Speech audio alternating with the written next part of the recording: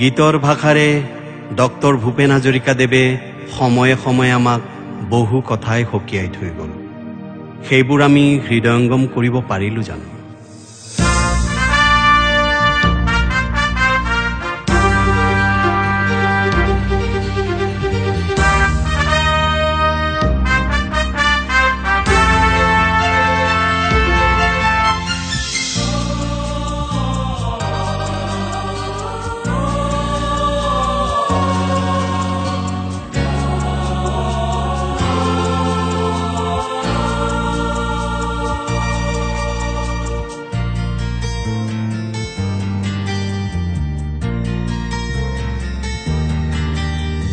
বিংশ শতিকাত ভূপেন দাই সকীয়াই কৈছিল, আজিৰ অসমীয়াই নিজক নিচিনিলে অসম ৰসাতলে যাব।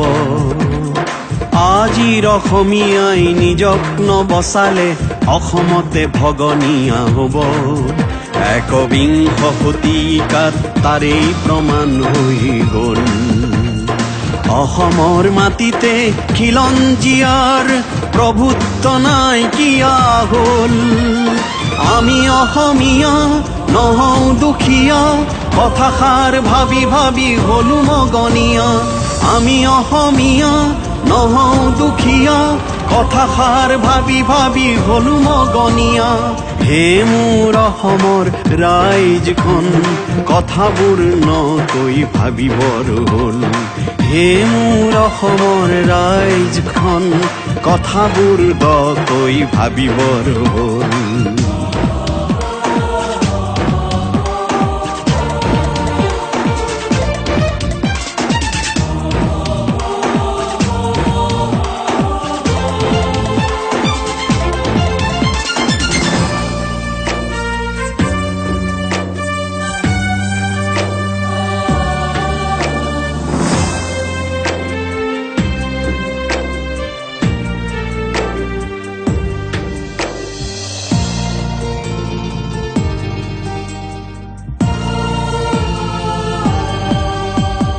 কৰ্মবিমুখিতাই জাতিটোক কোঙা কৰিছে। শ্ৰমবিহীন সহজলভ্য ধনে আমাক বলিয়া কৰিছে।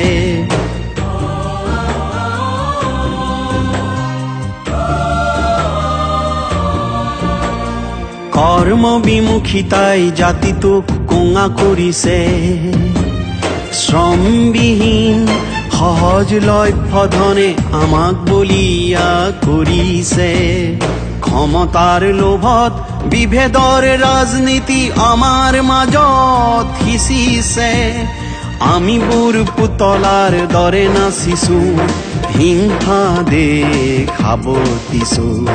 হে মোৰ অসমৰ ৰাইজখন, কথাবোৰ নকৈ ভাবিবৰ হ'ল। হে মোৰ অসমৰ ৰাইজখন, কথাবোৰ দকৈ ভাবিবৰ হ'ল।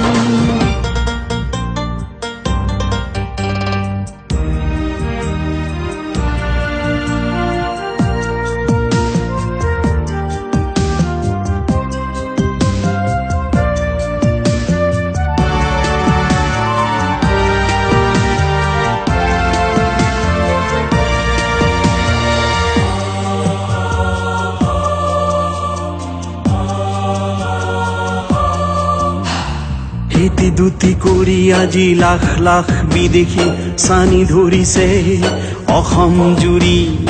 এটি দুটি কৰি আজি লাখ লাখ বিদেশী চানি ধৰিছে অসম জুৰি। ক্ষমতাৰ ৰাগী মন্ত্ৰী আমোলাই দেখিও নেদেখাৰ ভাও জুৰিছে। সত্ৰ কাজিৰঙা লুইতৰ দুটি পাৰ, সত্ৰ কাজিৰঙা লুইতৰ দুটি পাৰ বিদেশীয়ে কলুষিত কৰিছে।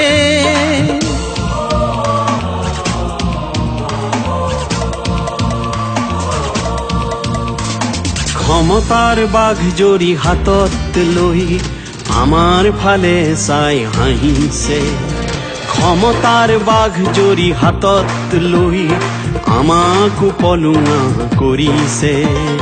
জাগ জাগ জাগ জাগ অসমীয়া অস্তিত্ব ৰক্ষাৰ যুঁজলৈ বল জাগ জাগ জাগ জাগ অসমীয়া অস্তিত্ব ৰক্ষাৰ ৰণলৈ বল বিংশ শতিকাত ভূপেন দাই সকীয়াই কৈছিল আজিৰ অসমীয়াই নিজক নিচিনিলে অসম ৰসাতলে যাব আজিৰ অসমীয়াই নিজক নবচালে অসমতে ভগনীয়া হ'ব একবিংশ শতিকাত তাৰেই প্ৰমাণ হৈ গ'ল অসমৰ মাটিতে খিলঞ্জীয়াৰ প্ৰভুত্ব নাইকিয়া হ'ল আমি অসমীয়া নহওঁ দুখীয়া কথাষাৰ ভাবি ভাবি হলো মগনীয়া আমি অসমীয়া নহওঁ দুখীয়া কথাষাৰ ভাবি ভাবি হলো মগনীয়া